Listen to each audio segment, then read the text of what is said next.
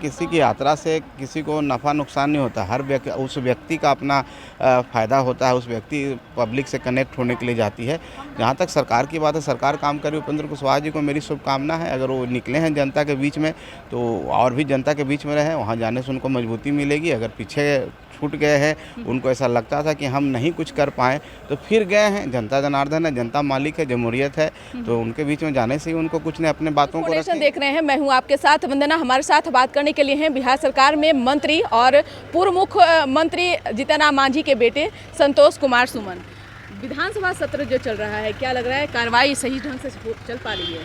जी, एकदम सही ढंग से चल रही है। बाकी विपक्ष लोगों का कुछ काम रहता ही है हल्ला गुल्ला करना। हम तो आपके माध्यम से उनको भी कहेंगे कि जो सुचारू रूप से थोड़ा बहुत जो आप लोग डिस्टर्ब करते हैं उसको भी चलाइए, क्योंकि जनता के हितों का सवाल रहता है और उनका समाधान यहीं से होना है। इसलिए थोड़ा बहुत भी आप कर रहे हैं तो उससे बंद करके एक हेल्दी डिस्कशन होना चाहिए वो ओवरऑल। लेकिन हम कहेंगे कि सदन अच्छा चल रहा है। एक सवाल यह भी है कि जीतन राम मांझी हों या फिर आप भी हों, गरीबों की बात करते रहें, दलितों की बात करते रहें, लेकिन जो तमिलनाडु की चर्चा अभी चल रही है, बिहार उससे बिहार में प्रभाव जो पड़ रहा है, उस पर क्या कहना है? देखिए, जो भी घटना हुई है, जैसा कि आज पेपर के माध्यम से हम पढ़े हैं कि डीजीपी को वहाँ है कि वो घटना आपसी गुटों का लड़ाई है, लेकिन भाषाई क्षेत्र पर और क्षेत्रीय आधार पर तो इस तरह की कुछ घटनाएं छिटपुट होती रही हैं, पहले भी हुई हैं। और मैं आपके माध्यम से कहना चाहूँगा कि हर व्यक्ति जो इस देश का नागरिक है, वो संविधान ने हमें अधिकार दिया है कि हम कहीं जाकर रह सकते हैं, अपने हिसाब से अपना प्रोफेशन चुन कर सकते हैं, किसी भी धर्म को मान सकते हैं, और कोई भी किसी इस क्षेत्रीय आधार पर, भाषाई आधार पर उनको वहाँ से भगा नहीं सकता, डिस्टर्ब नहीं कर सकता है।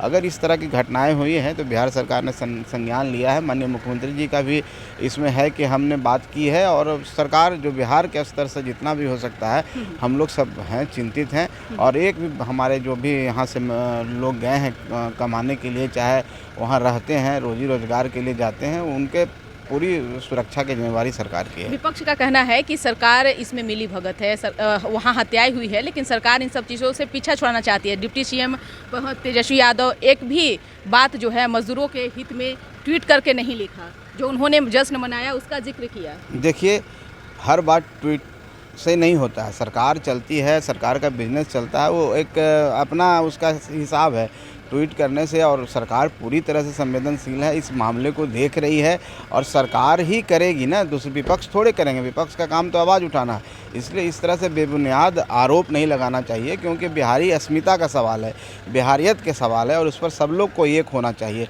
इसमें न पक्ष है न विपक्ष है, और हम समझते हैं सरकार जो उचित फैसला है, उचित कार्रवाई है, वो कर रही है। और हम लोग एक व्यक्ति का भी उस पर अन्याय नहीं हो, हम लोग पूरी तरह से इस पर सजग हैं। संतोष जी, आपने जो गरीब संपर्क यात्रा जो आपने निकाला है, काफ़ी चर्चा में है। समाधान यात्रा के बाद ये क्या रंग लाएगा?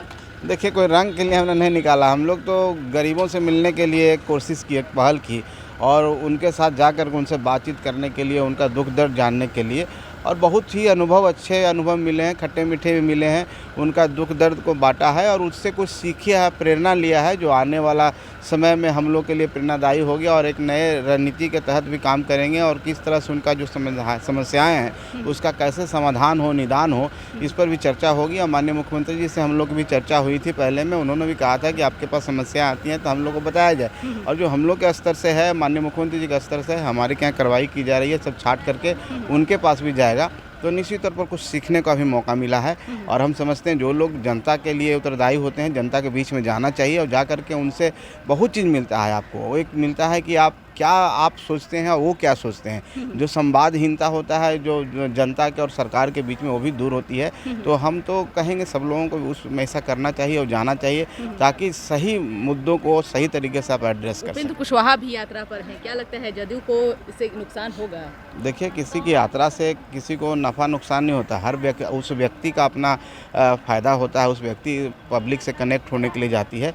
जहाँ तक सरकार की बात है, सरकार काम कर रही है। उपेंद्र कुशवाहा जी को मेरी शुभकामना है। अगर वो निकले हैं जनता के बीच में तो और भी जनता के बीच में रहें, वहाँ जाने से उनको मजबूती मिलेगी। अगर पीछे छूट गए हैं, उनको ऐसा लगता था कि हम नहीं कुछ कर पाएँ, तो फिर गए हैं। जनता जनार्दन है, जनता मालिक है, जमहूरियत है, तो उनके बीच में जाने से ही उनको कुछ नहीं, अपने बातों को रखेंगे तो निश्चित तौर पर जनता उनको कुछ नोटिस लेगी। निश्चित तौर पे तमिलनाडु में जो अभी फिलहाल की तस्वीरें निकल करके आई, चिराग पासवान ने भी वो अपना परफॉर्मेंस जो वहाँ किया, उस पर आपका क्या कहना है? और जदयू और आरजेडी को लेकर भी आपकी क्या राय है? देखिए, नागालैंड की बात अब कर रहे हैं। और नागालैंड में सब पार्टी ने मिलकर चुनाव लड़ा और कुछ न कुछ रिजल्ट्स हैं, ठीक है, किसी के फेवर में किसी के फेवर में नहीं है, लेकिन इसका मतलब नहीं कि हमने तैयारी नहीं की है, जनता हमारे साथ नहीं है।